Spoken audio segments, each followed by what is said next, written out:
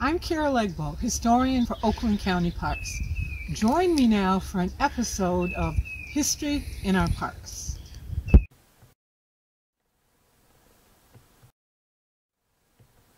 If only barns came with a birth date. A Waterford Oaks County Park mystery. In 2009, Oakland County purchased a small part of land to add on to Waterford Oaks County Park. It had several greenhouses, and huddled among the greenhouses was this building. This incredible old barn. The property had been sold by Stephen Ernst Jr.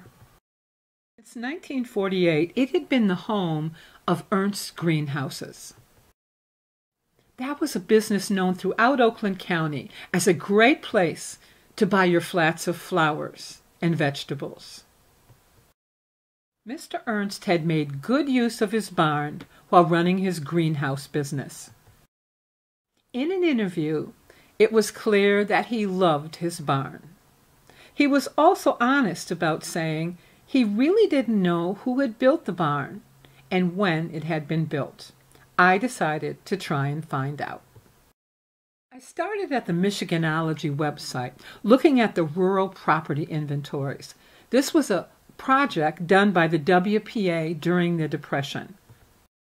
Farms were inventoried during the project, and information collected about the house, the size of the house, the year of construction. It also included information on any other structure, like a barn. It was fortunate that what would become the Ernst Farm was inventoried in 1938. According to the inventory, the barn had been built in 1880. But several barn experts had visited the barn, and they pointed out structural elements like hand-hewn beams and other features that pointed to the idea that the barn was likely much older than 1880. The census, looking at the features, seemed to say the barn was likely built around 1860 or earlier. Fortunately, Mr. Ernst had given Oakland County Parks a copy of the land abstract showing all the owners over time. I decided to use this to try and figure out who had built the barn. I started with Mr. Ernst and learned that he had taken over the farm when his father died in the 1960s. In 1943, his father had purchased a farm from William and Daisy McNutt. I learned that William worked road construction, and he was often away from home. That left Daisy often in charge of the farm. Daisy raised horses. So when the McNutts owned the farm, the barn would have been the home to several horses. How had William and Daisy McNutt gotten the farm? Well, I learned that in 1942, they had purchased a farm from St. Joseph Mercy Hospital for just $1. Now, that was unusual. They sold the farm to Mr. Ernst in 1943. They had to have owned it longer than 1 year. Clearly, there was a story here, as you'll see in a minute.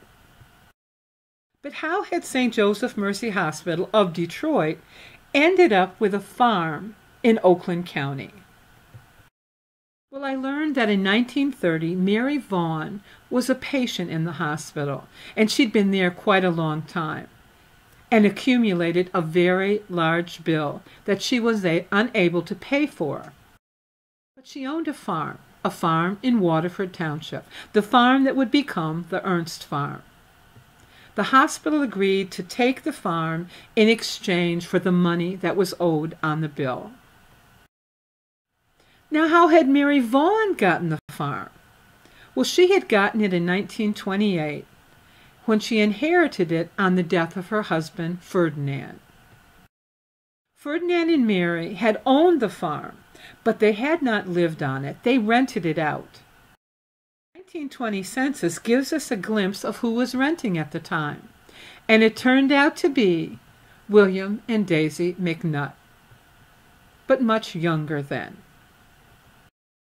That year, 1920, the McNutts decided to try and buy the farm, not just rent it.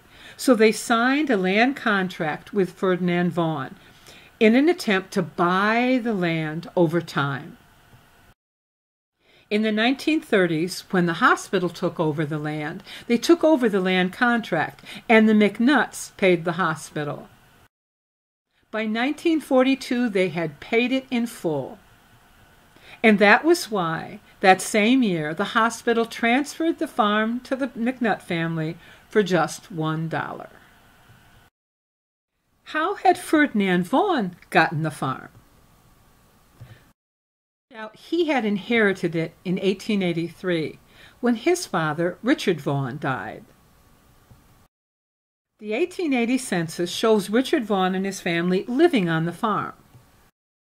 The 1880 agricultural census gives us a glimpse of what was happening on the farm. Richard had 20 acres of improved land and 10 acres of woodland. He owned 2 cows, 2 pigs, 30 sheep, 60 chickens, and he was growing corn, oats, wheat, and potatoes. Was it Richard Vaughan that built the barn? Well, that depended on how long he had owned the farm. We learned that Richard Vaughan had purchased the farm in 1866 from Mann, but the barn was supposed to have been built in 1860 or earlier. Maybe Mann had built the barn. But it turned out Mann only owned the farm for 1 year. He had purchased it in 1865 from Charles Kellogg. Who was Charles Kellogg? Well, it turned out I found him on the 1857 Waterford map, living on the farm with his family. How had he gotten the farm? I discovered that Charles Kellogg had purchased the farm for $200 in the late 1840s from his father, Abram Kellogg. Charles Kellogg and his family had lived on the farm from the late 1840s until 1865, making it most likely that it was Charles Kellogg who had built the barn. Sadly, Mr. Ernst had passed away in 2016, so unfortunately I was never able to tell him who it was that probably built his barn.